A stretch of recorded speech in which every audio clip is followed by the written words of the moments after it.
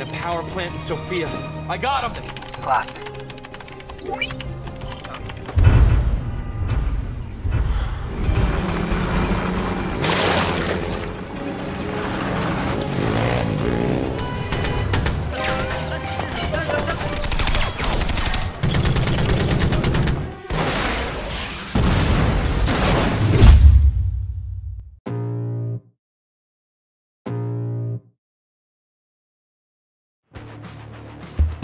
Tes. Halo, apa kabar beradku semua? Gimana? Masih suka stalking mantan atau kasih tak sampai kalian? Kayak saya dong. Blokir semua sampai ke akar. Oke, sebuah film yang berkisah tentang seorang hacker yang harus berhadapan dengan hacker lain demi menciptakan keamanan suatu negara. Dahlah, langsung aja. So, biar semangat, mari kita ucapkan sama-sama secara serentak, oke? 1, and 2, and 3. Apa? Yuk sama-sama yuk. Gaskeun. Mantap.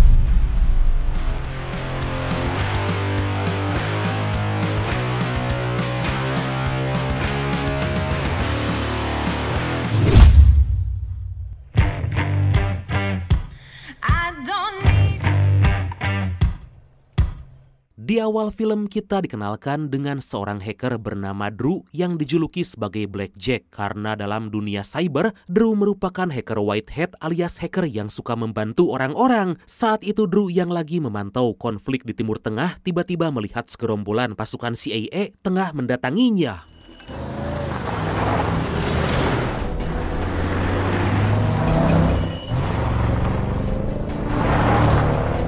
Melihat pasukan CIA telah mengepung, dengan cepat Drew langsung melarikan diri melalui bunker dan menuju sebuah motor trail. Lah, kok kabur? Katanya hacker baik. Biasalah, panik dikit. Tapi karena salah seorang dari anggota CIA melihatnya, aksi kejar-kejaran pun gak bisa dihindarkan.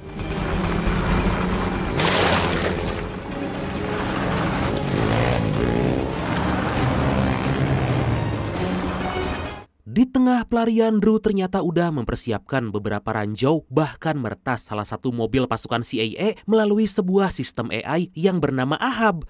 Kayak si Jarvis lah kalau di film Iron Man mah. Tapi dikarenakan pasukan CIA terlalu banyak, pada akhirnya Drew harus terkepung dan berhasil ditangkap.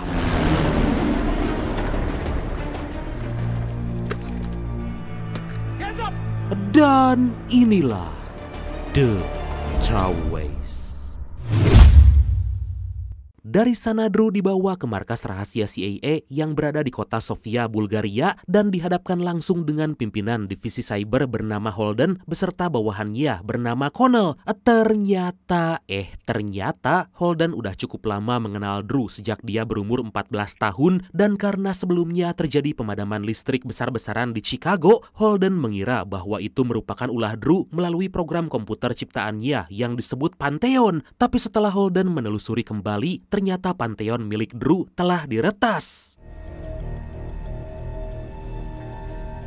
Akhirnya Holden meminta bantuan Drew agar mengembalikan fungsi Pantheon sebagai otak pengendali beberapa fasilitas umum pemerintah. Tapi karena Pantheon hanya bisa diakses melalui keylogger, Drew pun mencoba menggunakan sistem backdoor, di mana dalam dunia hacker istilah ini merupakan portal rahasia yang biasa digunakan untuk peretasan.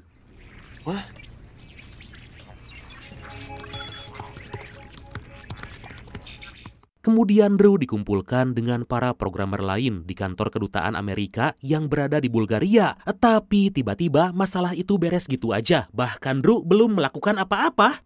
Lah. They're showing what Pantheon can do.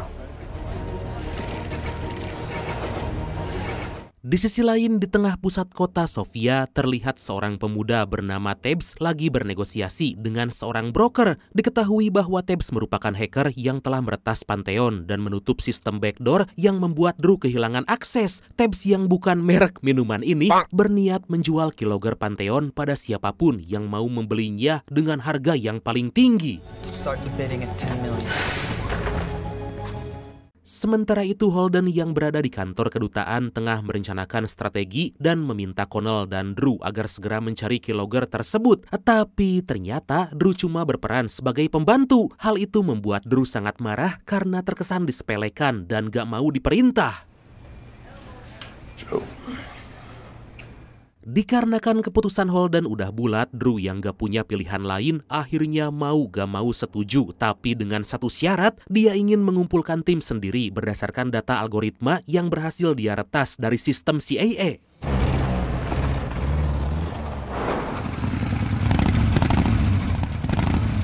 Pada keesokan hari, Drew membawa 3 orang rekrutannya ke hadapan Holden dan Connell. Mereka bernama Fisher, Dimitri, dan seorang wanita cantik yang, wah, spek 402 ini mah jenggat-jenggat, yaitu Gloria. Tapi ternyata dari semua anggota pilihan Drew, gak ada satupun yang disetujui oleh Connell. Connell memprotes karena menurut data, semua agen itu berasal dari data buangan alias agen bermasalah. Drew bersikeras karena hanya itulah tim terbaik yang bisa dia pilih. Hingga akhirnya Mamang Holden pun setuju. So I'm just gonna show you guys. Beberapa saat kemudian tibalah hari di mana mereka menjalankan misi pertama untuk mencari keylogger melalui IP yang Drew dapatkan yang ternyata mengarah ke sebuah bar. Sebagai agen lapangan, Drew meminta Connell masuk ke bar untuk mencari si hacker dan memasang chip diam-diam agar Drew bisa meretasnya. Sementara itu dia dan yang lain akan memantau dari mobil.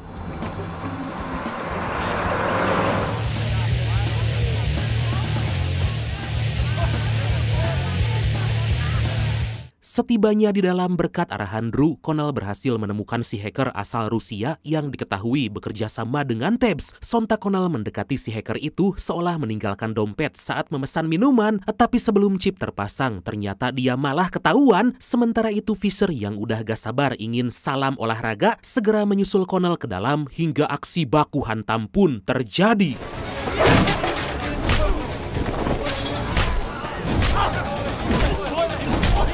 Secara mengejutkan, Dimitri yang bertugas sebagai sopir justru berpikir sebaliknya karena malah berniat kabur. Suasana menjadi kacau, tapi untungnya Gloria yang masih berpikir waras langsung menggablok Dimitri hingga pingsan dan segera mengambil alih kemudi untuk menyusul rekannya. Meskipun misi pertama harus gagal, tapi mereka berhasil kabur dengan selamat. Di tempat lain, Tabs mendapat laporan dari partnernya yang bernama Bess bahwa hacker kepercayaan mereka baru aja diserang oleh sekelompok orang. Bess khawatir jika mereka suruhan pemerintah yang mulai menyadari bahwa Pateon telah diretas. Dari sana Bess pergi mendatangi si hacker yang berada di luar dan tanpa babi bu, Bess langsung menghabisinya. Wah, sadis sekali ah.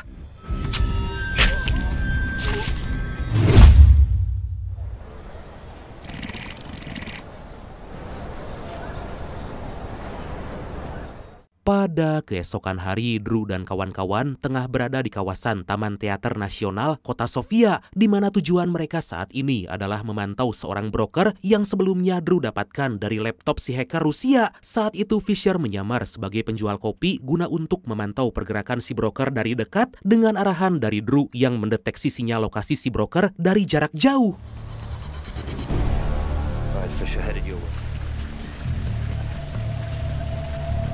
Gak lama kemudian broker tersebut datang bahkan memesan kopi tepat di kedai mereka. Gloria yang merupakan satu-satunya agen wanita mencoba menarik perhatian berharap si broker membocorkan rahasianya bersama Tabs. Tapi ternyata strategi mereka salah perhitungan karena si broker malah pergi begitu aja. Dari sana mereka membuntuti si broker secara diam-diam. I'm on it.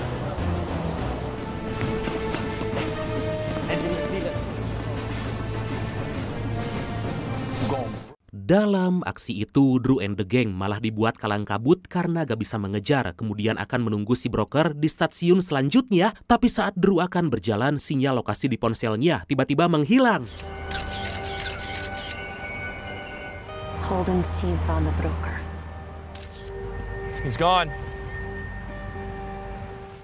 Di waktu yang sama, Holden tengah mengadakan pertemuan dengan beberapa petinggi pemerintahan. Tetapi tiba-tiba Beberapa saat kemudian lagi dan lagi aksi mereka harus gagal. Connell mengumpulkan Drew dan kawan-kawan karena berniat melanjutkan misi bersama tim baru. Tentu ini membuat Gloria, Fisher, dan Dimitri merasa diremehkan dan disingkirkan dengan cara yang gak terhormat. Mereka menyimpulkan bahwa Drew sengaja mengumpulkan mereka dalam misi berbahaya. Dengan kata lain, tim yang terbentuk dari agen buangan memang dirancang untuk gagal. Hingga akhirnya dengan rasa kecewa, Gloria dan yang lain pergi meninggalkan Drew.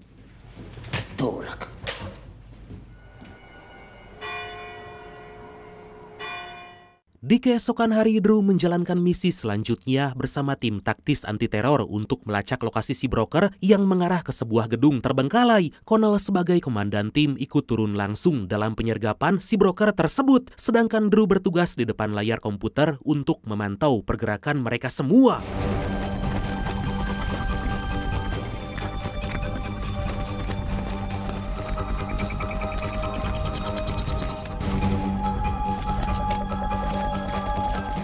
Di tengah pencarian, tiba-tiba Connell dihampiri seekor keledai dan ternyata membawa jasad si broker yang udah gak bernyawa. Waduh, tanpa diduga ternyata Bess udah memantau mereka dan Connell beserta semua tim harus tewas dalam misi itu. Miss me?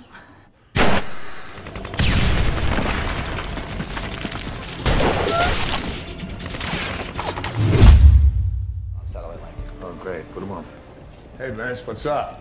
Beberapa saat kemudian, Holden mendapat sebuah informasi dari rekan bernama Benson terkait seseorang yaitu Bess yang ternyata merupakan agen Rusia yang sangat hebat dengan gelar sebagai aset terbaik negara. Diketahui saat ini Bess bekerja di bawah komando seorang jenderal bernama Oleg Konstantin yang merupakan komandan angkatan bersenjata bahkan memiliki banyak anak buah di Bulgaria. Konstantin juga dikenal sebagai orang yang kejam hingga Benson berharap Holden dan tim segera menghentikan program Patheon sebelum merugikan banyak orang.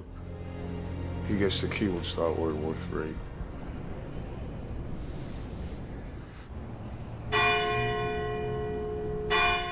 Di sisi lain, Tebbs dan Bess yang berada di kediaman Konstantin mulai menggunakan Patheon untuk memadamkan listrik di seantero kota. Gak butuh waktu lama, hanya dengan sekali klik, satu kota menjadi gelap gulita.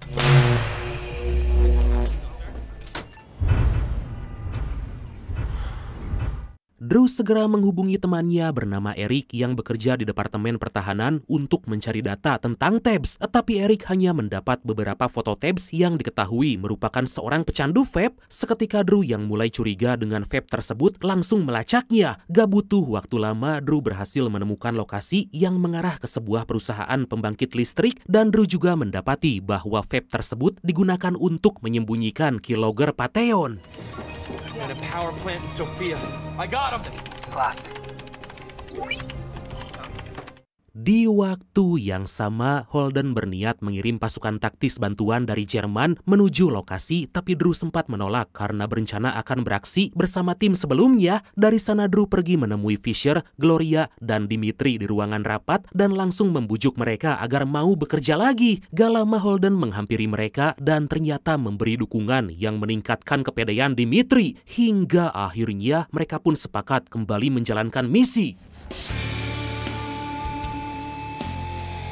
Di keesokan hari setelah semua bersiap, Dimitri ingin memperlihatkan sekotak hadiah untuk Fisher. Tapi karena lagi buru-buru, Fisher menolak dan berjanji akan melihat hadiah itu setelah misi selesai.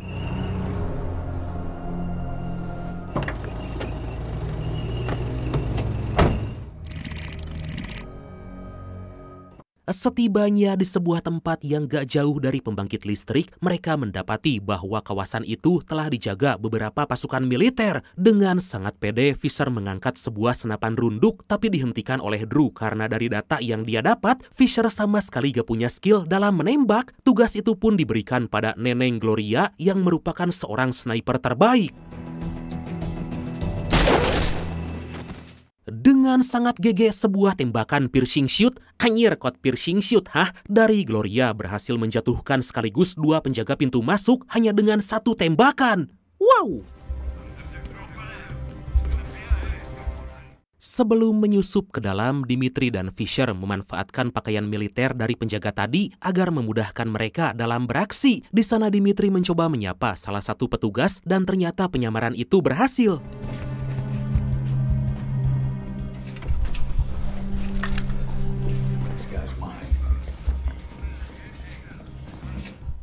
Saat menyusuri ruangan, Drew dan Gloria mendapati sebuah komputer yang lagi mengoperasikan sebuah sistem dari Patheon, di mana ternyata saat ini Tebbs berniat meledakkan pipa gas di setiap penjuru kota. Di waktu yang sama, Tebbs yang berada di ruang pusat kontrol melaporkan sesuatu pada Konstantin bahwa ada penyusup yang mencoba mengoperasikan komputernya.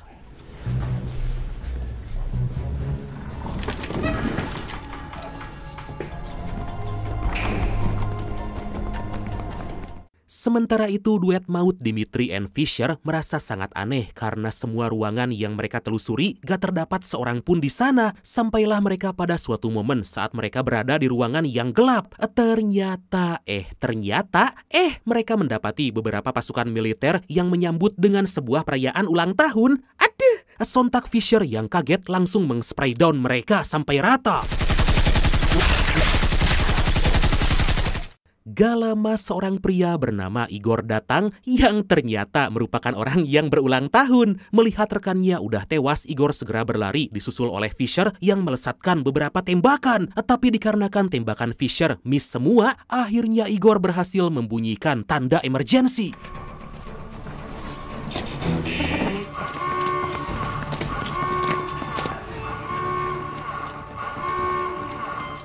Situasi pun berubah menjadi menegangkan karena pasukan militer mulai memburu mereka. Di tengah aksi baku tembak, gak sengaja Drew melihat Tebbs berlari dan segera mengejarnya.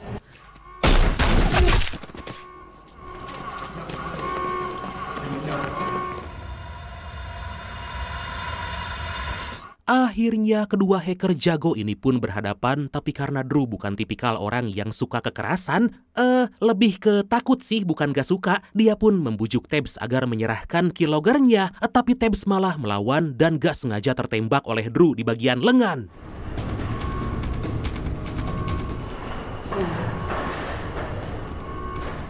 Merasa terpojok, Tebbs segera kabur meninggalkan keylogger yang terlempar. Saat Drew akan mengambilnya, keylogger Patheon itu malah terjatuh dan hancur berkeping-keping.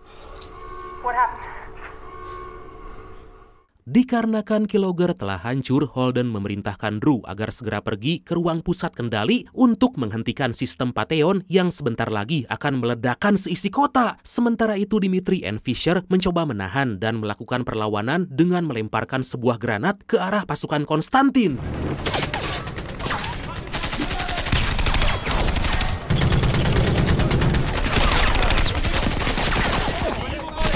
Akhirnya Drew dan Gloria tiba di ruang pusat kendali dan segera mencari sistem yang harus mereka nonaktifkan. Kemudian Drew mendapat kabar dari Fisher bahwa saat ini Bess tengah menuju ke sana dan tanpa banyak basa-basi, Gloria pun langsung menghadang. Aksi baku hantam antara kedua wanita cantik ini pun berlangsung dengan sangat epik.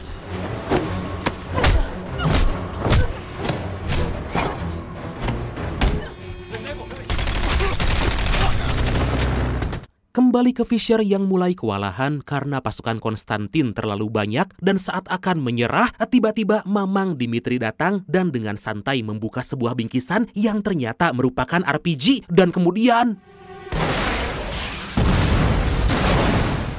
Sambil cengengesan, Dimitri menghampiri Fisher dan berkata bahwa inilah hadiah yang ingin dia tunjukkan. Gak lama secara mengejutkan, Konstantin yang mengendarai sebuah mobil tempur tengah menghampiri mereka. Sontak Fisher segera mempersiapkan RPG-nya, tapi tiba-tiba... Dikarenakan skill menembak Fisher yang... dahlah, peluru RPG itu malah menghantam mobilnya Dimitri. Tentu aja Dimitri langsung nge-freeze melihat mobil kesayangannya hancur lebur. Mereka pun segera kabur secara terpisah hingga sampailah saat Konstantin terfokus pada Dimitri. Secara diam-diam, Fisher segera melumpuhkan penembak tank.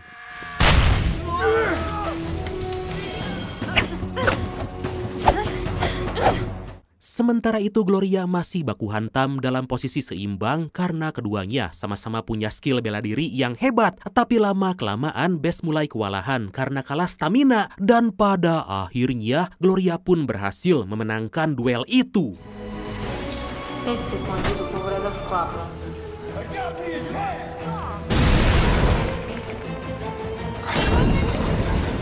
Di waktu yang sama, Drew yang masih disibukkan meretas sistem Patheon mulai kehabisan waktu. Tapi dalam 10 detik terakhir, Drew berhasil menonaktifkan sistem Patheon yang hampir aja meratakan seisi kota. Kemudian mereka pun merayakan keberhasilan misi dengan memakan kue ulang tahun milik si Igor.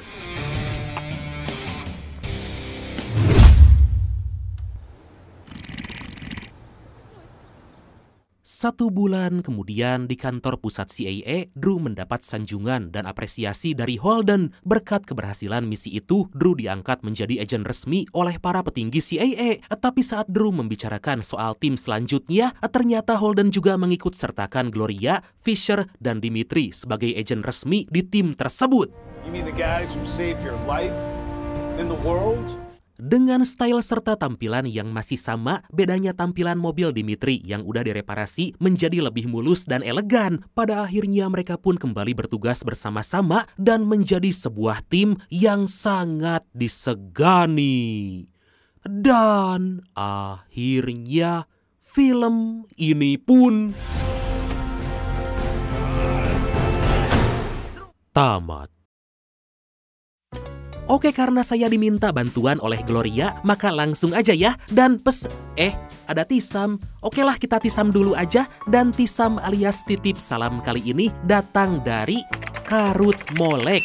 Tisam bradku, jangan bercinta dengan lelaki yang suamimu tidak suka.